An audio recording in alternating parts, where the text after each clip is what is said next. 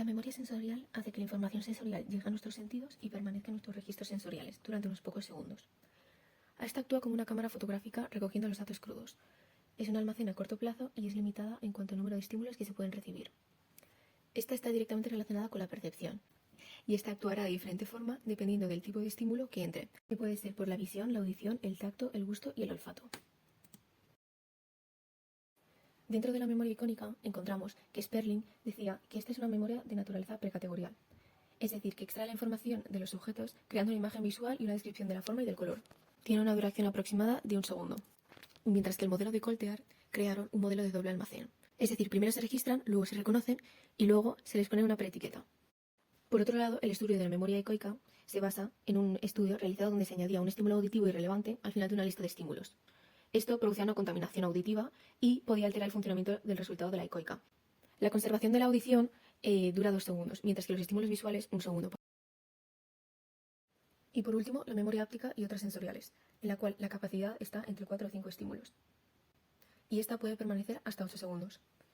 Mientras que la olfativa tiene la evocación en los recuerdos a partir de los 2 años.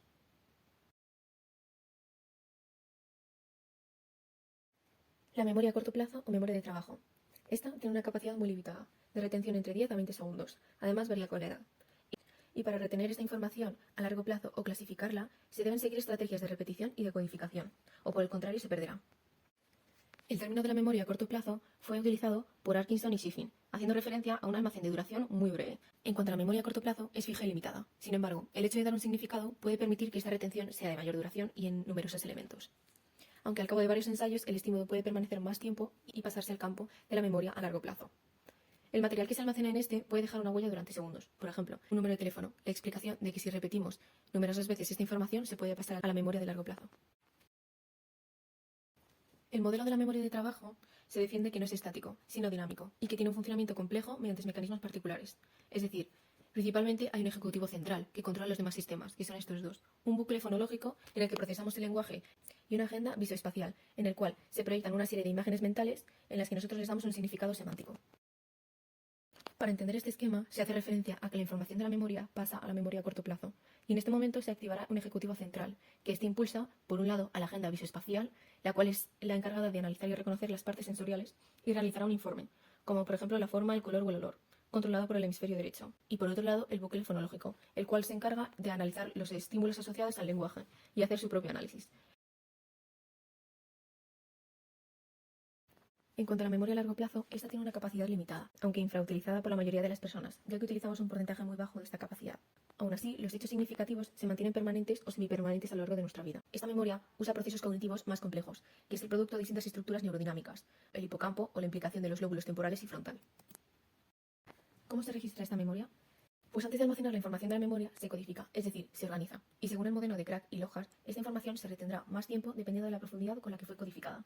Es decir, si organizamos bien un material, el recuerdo quedará más tiempo registrado y por lo tanto será más fácil su recuperación. Y hay diferentes formas de codificación según el estímulo definido.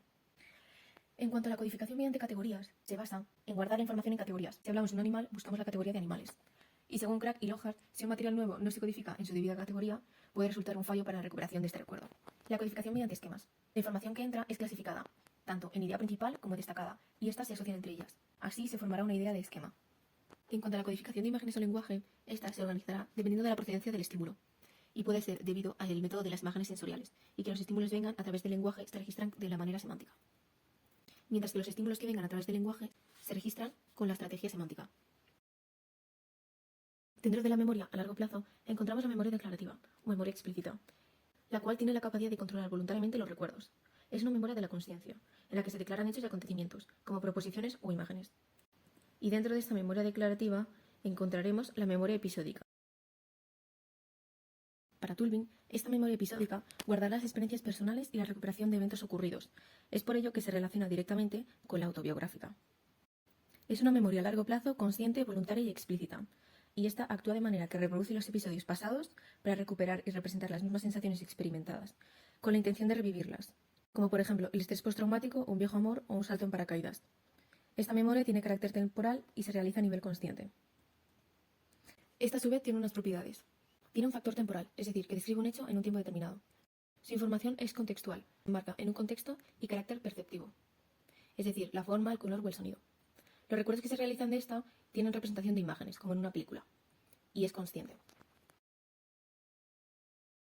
Esta memoria empieza a desarrollarse a los 3 o 4 años. Esto no quiere decir que no tengamos memoria a largo plazo hasta esa edad, sino que la memoria y los recuerdos se almacenan en la memoria implícita o la procedimental. Esta memoria se puede deteriorar con la edad o con alguna demencia, como por ejemplo el Alzheimer, en el cual las últimas fases de esta enfermedad provocan que no haya memoria episódica. Y esta memoria nos permite viajar al pasado, al presente y al futuro. Y por otro lado, dentro de la memoria declarativa encontramos la memoria semántica, la cual hace referencia al significado, a la comprensión y a otros conceptos. Esta memoria no hace referencia a acontecimientos específicos, sino que hace referencia a recuerdos, que se registran mediante un código verbal de palabras o letras o un código semántico, en el que explica el significado de las palabras. Estos conceptos categorizados permiten la organización de todos los objetos, y se pueden organizar según dos teorías. La teoría clásica, en la que explica que las categorías están separadas entre sí. Esta es muy importante en los primeros años de nuestra infancia. Por otro lado, tenemos la teoría actual, de la cual habla de una organización que sigue 3 modelos, aunque este tipo de almacenamiento es muy costoso ya que utiliza mucha información. Y por último, los modelos mixtos. Y terminando con la memoria declarativa, nos encontramos con la memoria procedimental o implícita, la cual es una memoria no consciente y que regula los aprendizajes automatizados, habilidades, destrezas motoras y cognitivas. Esta provoca habilidades y destrezas, como por ejemplo aprender a comer, montar en bici o escribir. Y estas actividades suelen ser algo lentas de aprendizaje y se producen de una forma gradual. Pero el condicionamiento clásico y el priming registra la información impregnando el recuerdo. Y el condicionamiento clásico simple crea registros neuronales y crea respuestas automáticas, sin necesidad de ser procesadas por la información, y esta se guarda como un tatuaje. El efecto priming explica lo fácil que es retener según la repetición de los estímulos, y estos quedan inscritos en nuestra memoria.